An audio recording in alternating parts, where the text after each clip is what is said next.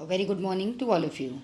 Today's topic is evolution of landscape और evolution of landscape के अंतर्गत हम अभी लास्ट डेज में पढ़ चुके हैं William Morris Davis, Walther Penck और आज जो हम पढ़ेंगे स्कॉलर उनका नाम है Lester Charles King.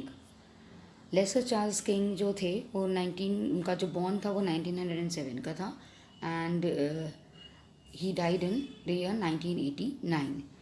Lester Charles King जो थे वो एक इंग्लिश जियोलॉजिस्ट थे, जियोमॉर्फोलॉजिस्ट थे और उनकी जो थ्योरी थी स्कार्प रिट्रीट, जो कगार का पीछे खिसकना होता है, उसकी थ्योरीज़ के लिए वो बहुत जाने गए। Then King ideas are contend in his 2 books. जो भी किंग के विचार थे वो उनकी 2 बुकों में ही उन्होंने समेटा था उन्हें। पहली थी morphology of the earth, publish 1960, जिसका पब्लिशिंग हुआ था 1960 में, और कैनन्स ऑफ लैंडस्केप एवोल्यूशन 1953 में। King received his training from C.A. Cotton in Davisian morphology, T.J.D. Fair for the ideas of slope and Alex L Du Toit for ideas on tectonics. Mean Du Toit के विचारों से उनको जो प्रभाव पड़ा था वो टेक्टोनिक्स के बारे में विचार उनसे उनको आए थे। देन डेविसियन मॉर्फोलॉजी का C.A. कॉटन से, और T.J.D. फेयर जो स्लोप का आइडिया है, ये 3 स्कॉलर्स थे जिससे वो इन्होंने उनकी ट्रेनिंग हुई।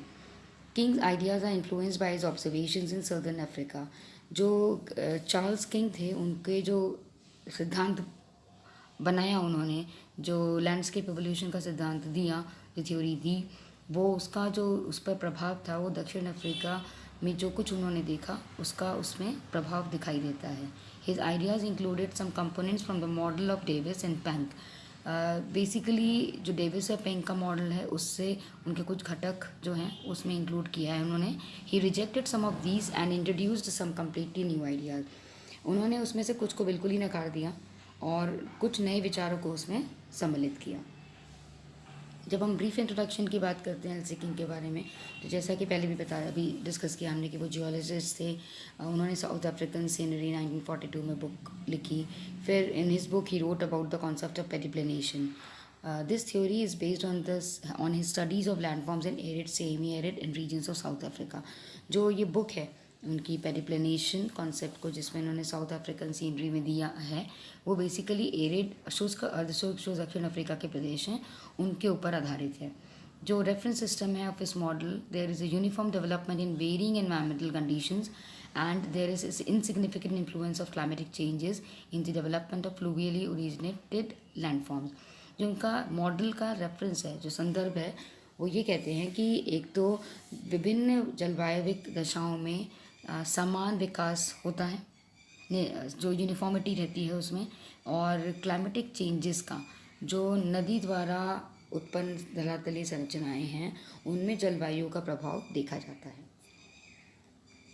अफ्रीकन लैंडस्केप, जैसा कि उनका प्रभाव इनके सिद्धांत पर, इनके मॉडल पे देखा गया, तो बेसिकली 3 बेसिक एलिमेंट्स हैं अफ्रीकन लैंडस्केप के। वो तत्व क्या हैं? सबसे पहला रॉक पेडमेंट्स, जो नदी घाटियों में हैं, क्या चारों तरफ फैले हुए हैं और जिनका स्लोप एंगल जो है वो 1.5 to 7 डिग्री है और जो एक कठोर चट्टानों के रूप में है। दूसरा जो तत्व है वो है स्कार्प्स, स्क्रैप्स हैविंग स्कार्प्स, ये scarps is having steep slopes bounding the uplands and varying in angle from 15 to 30 degree. Basically जो कगार है उसका तीव्र ढाल है जो उच्च भूमि पर के बाउंडेड है उससे, और साथ में से उसका एंगल है वो 15 से 30 डिग्री है। And experiencing parallel retreat due to back wasting and weathering and rain wash. और उनमें समांतर पीछे की तरफ खिसकाव की प्रक्रिया देखी गई, जो कि कारण है बैकवॉस्टिंग का और वेदरिंग का एंड रेन वॉश का।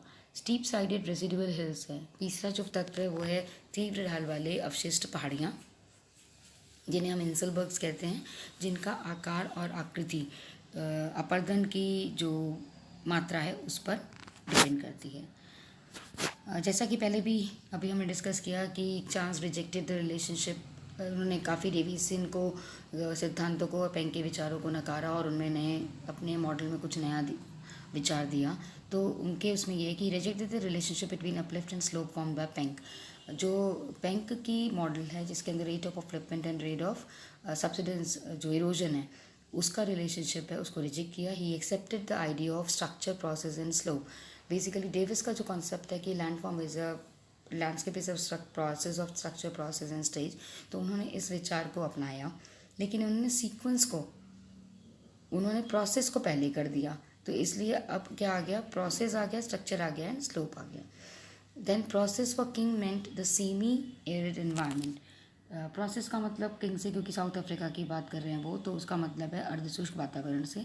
The semi arid environment was suggested by King because in this type different types of river mass wasting and weathering process are important in addition to the work of river. हम mass wasting पढ़ चुके हैं, जिसके अंदर ये होता है कि बृहद पैमाने पर नदियों के द्वारा क्या होता है, जो अपक्षय की प्रक्रिया है वो आपकी होती है. तो उसके अंदर ये है कि अर्धशुष्क वातावरण है, और उसके अंदर इसमें जो नदियों के द्वारा मास वेस्टिंग हुई और अपक्षय की प्रक्रिया हैं, वो नदी के जो क्रिया है उसके साथ एक्टिवेट होती है, महत्वपूर्ण होती है. His ideas represent the combination of process, structure, crystal movement and mass wasting. तो उनका जो विचार है किंग का, वो इन तीनों का मिश्रण है कि प्रक्रिया कैसी है, संरचना कैसी है, और जो पटल है जिसे हम क्रस्ट कहते हैं, उसमें कौन सी गतिशीलता पाई जाती है, मास वेस्टिंग कितना है. Kings ideas can be understood in terms of 3 components. अगर हम किंग्स के आइडिया को समझना चाहें तो उनको 3 घटकों में समझ सकते हैं. पहला है स्लोप एलिमेंट, ढाल का तत्व. दूसरा डेवलपमेंट ऑफ हिल स्लोप, जो पहाड़ी ढाल है उसका विकास. और तीसरा एपिजीन साइकिल ऑफ इरोजन, अपर्दन की चक्र. Then slope elements. Slope elements जैसा कि इस डायग्राम में आप देख पा रहे हैं, king used 4 slope elements which were initially proposed by Wood. Each element is semi-independent. Any one of the elements can be completely absent on a given slope. This is particularly true for free phase. इस diagram में जो first वाला diagram है, इसमें आप देख पाएंगे ऊपर वैक्सिंग स्लोप है जो कि कॉन्वेक्स्ड है, और उसके बाद आता है आपका नीचे की तरफ कांस्टेंट स्लोप. फिर उसके साथ एक ढाल होती है जिसे हम फ्री फेस कहते हैं, और नीचे जो है वो वेनिंग स्लोप है जिसे कॉन्केव कहते हैं. तो जो इनके 4 स्लोप एलिमेंट्स है जो वुड के इनिशियली प्रपोज किए हुए हैं, उससे ये उसमें उन्होंने completely means any one of the elements can be completely absent on a given slope. This is particularly true for free face. Means कोई भी जो तत्व है वो उसमें ज़रूरी नहीं कि ऐसा हो. वैक्सिंग स्लोप का मतलब है it is a convex segment.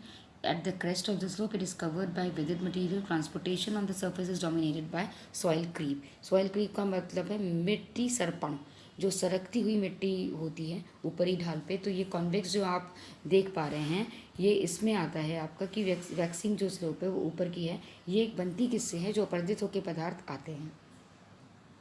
उसके नीचे का जो ढाल है उसे पार्श्व है, उसे हम फ्री फेस कहते हैं. और it is similar to cliff proposed by Penck. ये कगार के जैसा होता है, इसका ढाल तीव्र होता है.